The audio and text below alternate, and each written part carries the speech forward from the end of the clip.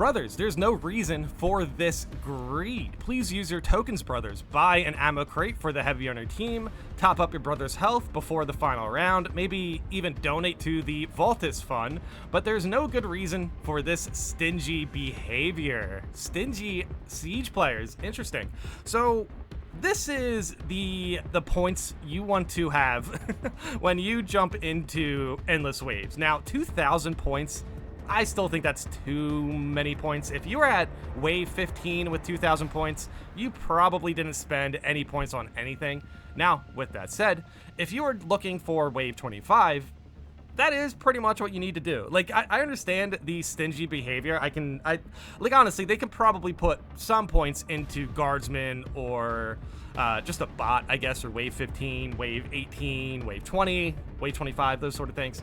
But yeah, ultimately, when it comes to Siege mode, the reason why you see players just holding on to a whole bunch of points is because they are getting ready for Endless Waves. They're holding on to these points for after Wave 15. Now, I have seen plenty of people actually get some pretty deep runs in Siege mode. I think I saw somebody mention they got to Wave 50 and they had proof of it. Now, obviously, I'm not too sure if they cheated or whatever. They probably didn't. I think Wave 50 is definitely pretty achievable as long as you are playing flawlessly for a large portion of that, because you kind of need to if you don't want to spend any points.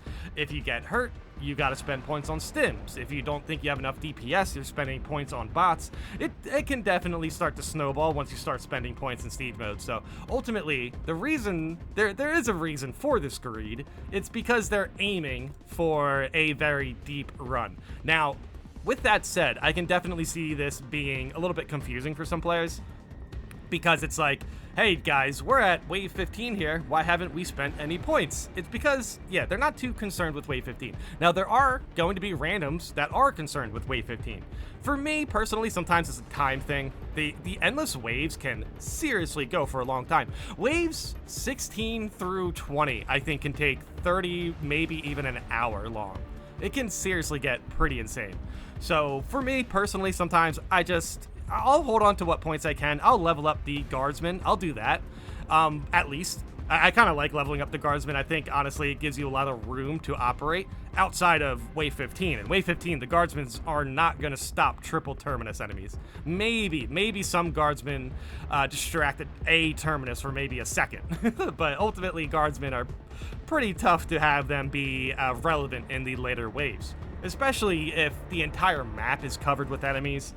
Guardsmen essentially are just going to be hanging out. They're just going to be hanging out. So ultimately, if you're not going to buy the Dreadnought and you're not going to buy bots, I'm not 100% sure what you would even buy anyway. Like, to be completely honest, you just save your points for stims. And if you don't need stims, dude, okay, I will say I just noticed their health bar.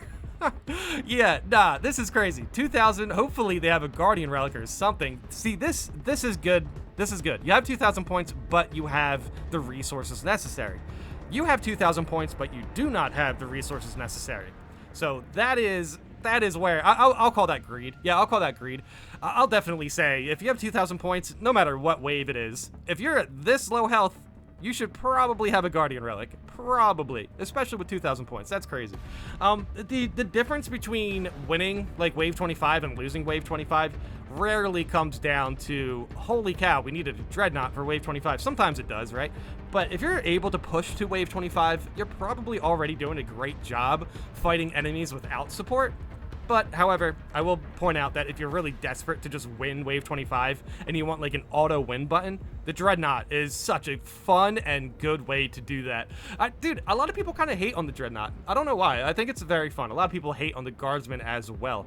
I mean, we can definitely talk about like the right way to spend your resources, but I think bottom line is if you can just play well, not take damage, also have ammo regeneration, which, unfortunate for some classes, you're probably going to spend some of your points on ammo.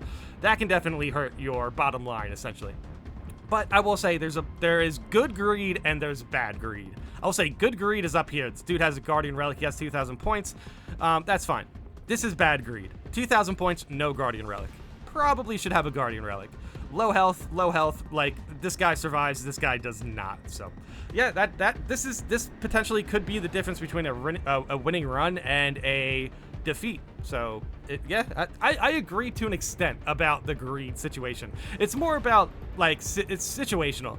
Again, Guardian Relic, 2,000 points, fine. 2,000 points without a Guardian Relic, maybe just pick up that Guardian Relic and maybe your teammates will feel a little bit better about you holding on to that many points. However, I just want to point out, I just did a siege run. I had to leave at wave 15, so, you know, I had time for other things throughout the day, or other things throughout this morning specifically. But yeah, when it comes to ending waves, or ending wave 15, if I didn't, you know, I'm not going to just spend a whole bunch of points on bots and stims for no reason.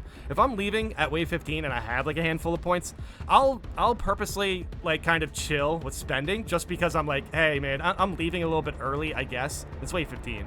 I'm leaving, but here's a whole bunch of points. I saved some for you. That's kind of a benefit to making sure that you have really good spending habits in siege mode. But ultimately, I will say, if you're just holding on to 2,000 points, there's no reason why you shouldn't have a Guardian Relic. I would definitely consider that being a little bit greedy, or at the very least, they are trying to push a little bit too hard there. They're trying to push this little bit of health a little bit too far. There's no reason to donate to Valtus if one of them can just buy it outright. Too many times I'll donate and someone else will then top it up and use him on like wave 9 or something. Okay, yeah, that's way too early. I've seen some people like jump back into the game for siege mode and like make videos on it, and the amount of people who just rush to the Dreadnought just to summon them on like exactly like wave 9 or like wave 7, as early as like wave 7, it can definitely definitely be a little bit puzzling. I honestly though, didn't the Dreadnought get like it's like cheaper now, right? So potentially maybe you can get like a wave 10 and a wave 20 Dreadnought, maybe. What do they have? 2,000 points in the image that we saw? Yeah, Dreadnought. So you would have 800 left over. That's interesting. I think they would definitely be able to get multiple Dreadnoughts if they obviously pooled all their points together. But yeah, wave 9, way too early. That's insane. Also, if they're winning without much issue, no need to waste resources on earlier waves. I see one has a Guardian Relic. I have to assume they might have stims as well. Yeah, I mean, it's easy enough to check, but most of the time, that's correct. I mean, dude, honestly, Guardian Relics are what? They cost 200 now, stims cost 150. I mean, if you use your stims correctly, you can definitely see the benefits, but the Guardian Relic is so cheap that it's kind of like you should get that first, to be honest. It's kind of weird. I don't think this is greed. It's skill, frugal, and foresight for later waves. Of course, though, all this could just be communicated. Yes. I mean, it's pretty easy to communicate in this game. This game isn't too complicated, you know what I mean? You don't need to get on voice comms all the time. However, I do agree that for the most part, if there is something like that where it's like, hey guys, I have 500 extra points here. I'm going to put it on the Dreadnought. Just make sure that when you finish, you know, paying for the Dreadnought, make sure you use it on wave 15. That's a pretty good way to do that for sure. But yeah, I mean, it's pretty interesting how players can approach siege mode in different ways. For me, dude, I definitely start to I get guardsmen as early as possible. Maybe I'll pick up a stim around the level. If I have one stim on me, I'm pretty much good for waves 1 through 10. Waves 11 through 15 is definitely where I'll probably end up using stims here and there. The Guardian Relic will if the Guardian Relic doesn't trigger on wave 15, that's a good run. That's a good run. And then you can just try to coast on that Guardian Relic as long as possible. However, considering the Guardian Relic is cheaper now, I wouldn't be surprised if more people are spending more points on Guardian Relics. Did any of you guys check out the ordeals for siege mode? I noticed there's an ordeal where if you die 3 times in a sector, that you have to die under 3 times in a sector to get points for that ordeal. I think that's a pretty interesting metric. It's like they have a siege mode. I mean, I guess for normal siege mode, people can die a lot more often, so that's fair. But yeah, I was thinking of hard siege mode. I'm like, how can you die 3 times in hard siege mode? At least in like a sector, you know what I mean? That's pretty wild. Normally, if you die once and died twice, you're dead. And if your teammates follow up, yeah, you're not going to be able to die. You're not going to be able to die 3 times. But yeah, it doesn't matter. So some of the ordeals for siege mode I think are pretty cool though. Why? The new team perk on Tactical is goated. Allows better equipment economy so you don't have to spend tons of points on consumables. Dude, that's a huge point as well. Like, if you have a perk that can help you, maintain your resources, that's actually huge for siege mode. And it's still kind of puzzling how, like, Vanguard and the Assault class, both these classes cannot regenerate ammo. So it's unfortunate because it definitely puts them in a rough spot when it comes to siege mode. I think Vanguards are pretty interesting with unmatched zeal. Obviously, that's going to help people. But still, even in higher waves of siege mode, you can potentially just get one-shotted by things, stun locked as well.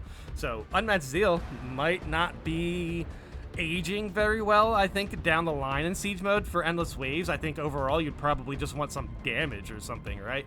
But yeah, when it comes to being able to allow to maintain your resources and everything, like I do think the devs should open up that a little bit more for these classes. I do find it a little interesting where it's like, okay, so tactical can regenerate ammo, heavy prestige perk can regenerate ammo, sniper prestige perk can regenerate ammo, bulwark prestige perk can regenerate ammo, Vanguard and assault, nah. Doesn't make any sense. I guess because they're melee classes, I guess that's fair. I guess that's fair. But ultimately, I still think they should be able to regenerate some ammo one way or the other.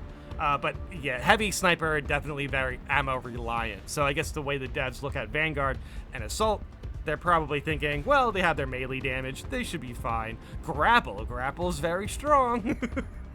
I don't know if the devs seriously are sitting there thinking about if the grapple is worthy enough to have the Vanguard not have ammo regeneration. That's crazy, dude. And the bulwark has ammo regeneration on a plasma pistol. Like that's wild. The assault class doesn't even have a primary, but like the Vanguard has a primary, also doesn't have ammo regeneration. That's weird. We're gonna have to have a discussion about that. But yeah, ultimately, if you have perks that help you maintain resources, that class is going to be stronger in siege mode. And yeah, I think the devs kind of overlooked that a little bit. Sorry, original poster, too many kiddos using Valtis at random times the second I drop my points. I've seen people mention this so often that I'm starting to think there's a lot of people just throwing Valtis out there, just throwing out the Dreadnought for no reason. I don't need anything else but the occasional stim in late rounds, so all of my points are all saved for Valtis. Wave 20 and Wave 25 pretty much need him unless your group is really solid. I think in my Wave 25 runs, we didn't have Dreadnought, I'm pretty sure. But I guess that depends on like your teammates. If your teammates are really good, if you're all Prestige 4 level 25, potentially, you can get through 25 waves without getting the Dreadnought, which you will be saving a lot of points. However, you'll also be missing out on the presence of the Dreadnought, which is unfortunate. The Dreadnought's pretty cool to have around. If it's clear my group isn't going past 15, I'll drop everything I have between 13 and 14. Otherwise, I don't spend anything before 14 at minimum. Yeah, I'm kind of different in that sense. It really depends. If I notice someone on my teammates are saving points and are going for like wave 20, wave 25, but I know I'm leaving at wave 15, I'll do my best to conserve some points, at least the bare minimum. Like if I need stims, I'll spend points on stims. If I need a relic, I'll likely spend points on a relic. I won't spend any points on the Dreadnought or any bots or anything like that, because in that way, it's like, okay, well, I saved some points for you guys. If you're going on to wave 25 or whatever, this is the best I can do, is make sure that I don't just throw all my points away. And then, boom, you guys have 800, 1,000, 2,000 points extra for your next push for wave 25. Yeah, sometimes I'll buy my teammates stims or an ammo pack, but that's usually once per 5 rounds. I guess it depends. Dude, the fact that stims give you 3, there's a lot of times where I notice where I go for stims, and stims are kind of cheap, so you can buy stims, get 2, and just leave 1 around. I do that quite often. You're responsible for keeping yourself alive with your own points. I'll get Valtis, so you have plenty of points to spend on yourself. If you run out, that's on you. Yeah, that's okay. Yeah, that's fine. That's a way to do it. Make sure you spend or make sure you buy the expensive stuff for your teammates, so then, in a sense, they can just, manage that later. So, I think that's a pretty fair approach. Of course, it's pretty hard to find teammates on the same wavelength in the sense where it's like, dude, guys, I'm going for wave 50, which by the way probably takes a long time, man. I don't know if I have the time for that. That is wild. One day one day I'll figure that out. But yeah, it's just I've been juggling a lot of chores and stuff for people. We all have people we take care of and stuff like that. So when it comes to siege mode and how much time you can invest into it, it really depends on the day. But hey, if I can get 15 waves down, that takes like an hour and a half, something like that. It's really fun. I still really enjoy siege mode. It's just it's very intense. It's intense and extended. It is long and hard. Okay, guys. No, seriously though, siege mode is pretty difficult. Wave 15, even if you have teammates who are relatively leveled, Wave 15 can still throw a lot at you. So if you're able to survive Wave 15 with some points, more power to you. Just make sure that you are using them correctly, and this is why we talk about it in this video. But yeah, let me know in the comments how you guys feel about this. Let me know in the comments how you guys have been spending your points. Have you been enjoying siege mode? Do you still play siege mode? I've seen some of the commenters saying they only play siege mode, and then some commenters say they don't really play it at all anymore, which is unfortunate. As the siege mode performance starts to improve over time, I hope more people jump into it. I just had a round of waves 1 through 15, and it was fun. I had one ping issue, but I'm starting to notice. I think it may be something with my laptop. I'm not sure. Probably not though. So yeah, let me know in the comments how you guys been enjoying siege mode, if siege mode has been performing well for you recently. But yeah, let me know in the comments how you guys feel about this. And thanks for watching.